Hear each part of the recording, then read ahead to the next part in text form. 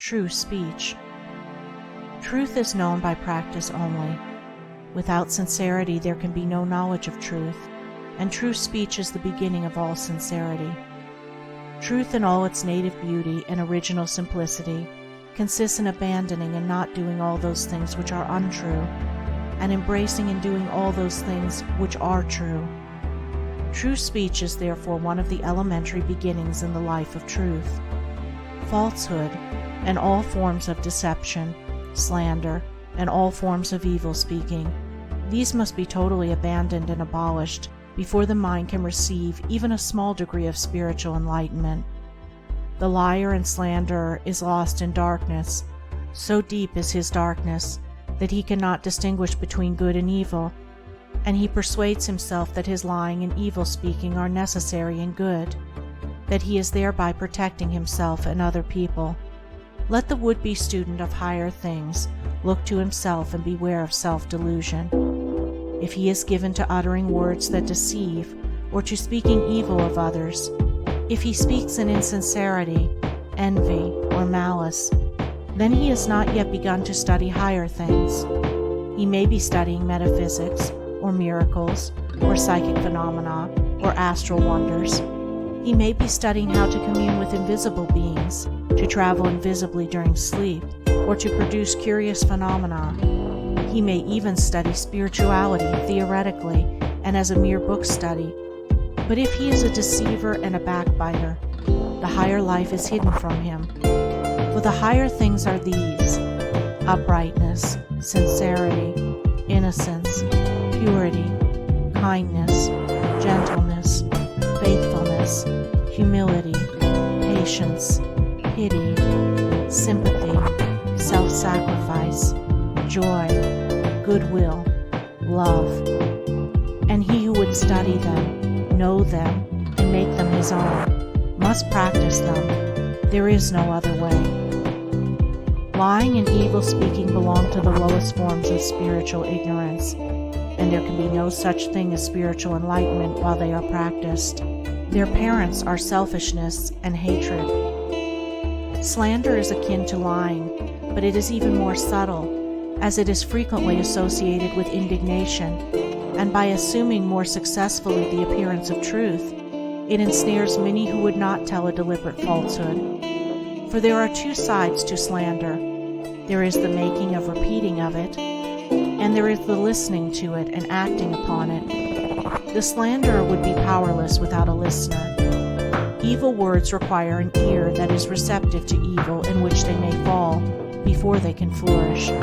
Therefore, he who listens to a slanderer, who believes it, and allows himself to be influenced against the person whose character and reputation are defamed, is in the same position as the one who framed or repeated the evil report.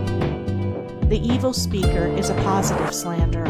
The evil listener is a passive slanderer. The two are cooperators in the propagation of evil. Slander is a common vice and a dark and deadly one. An evil report begins in ignorance and pursues its blind way in darkness.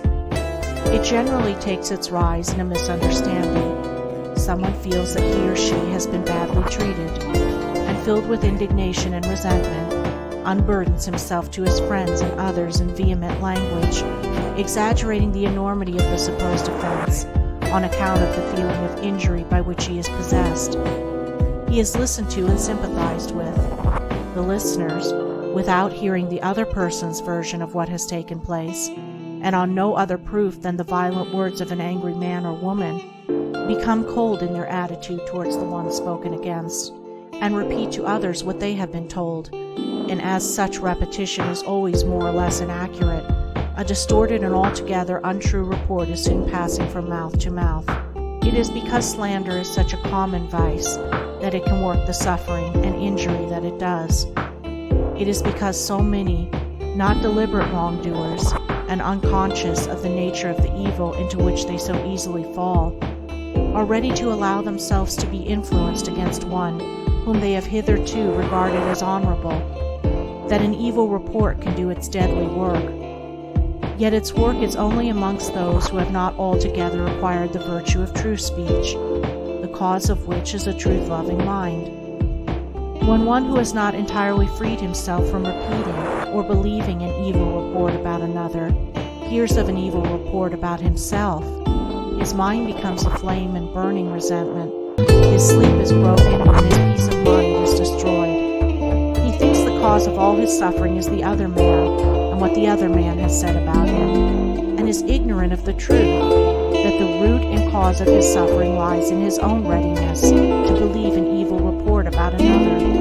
The virtuous man, he who has attained to true speech, and whose mind is sealed against even the appearance of evil speaking, cannot be injured and disturbed by any evil reports concerning himself, and although his reputation may for a time be stained in the minds of those who are prone to suggestions of evil, his integrity remains untouched and his character unsoiled, for no one can be stained by the evil deeds of another, but only by his own wrongdoing. And so, through all misrepresentation, misunderstanding, and contumely, he is untroubled and unrevengeful. His sleep is undisturbed, and his mind remains in peace.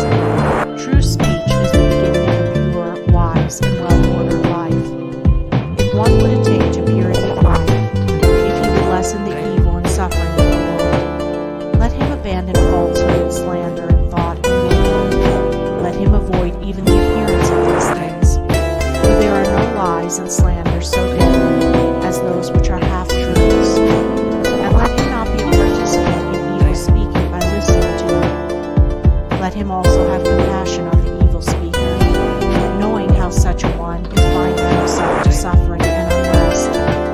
For no liar can know the voice of truth, no slanderer can enter into the kingdom of peace. By the words which he utters is a man's spiritual condition declared. By these also is he finally and infallibly adjudged.